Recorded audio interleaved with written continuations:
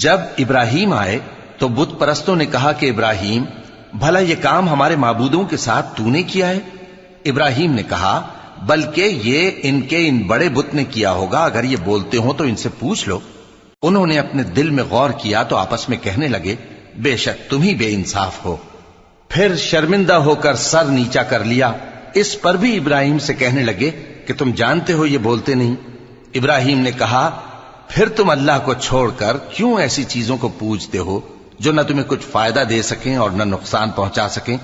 تف ہے تم پر اور جن کو تم اللہ کے سوا پوجتے ہو ان پر، کیا تم عقل نہیں رکھتے؟ تب وہ آپس میں کہنے لگے کہ اگر تمہیں اس سے اپنے معبودوں کا انتقام لینا اور کچھ کرنا ہے تو اس کو جلا ڈالو اور اپنے معبودوں کی مدد کرو۔ ہم نے حکم دیا، اے آگ سرد ہو جا اور ابراہیم پر سلامتی والی بن جا۔ ان لوگوں نے برا تو ان کا چاہا تھا، مگر ہم نے انہی کو نقصان میں ڈال دیا اور ابراہیم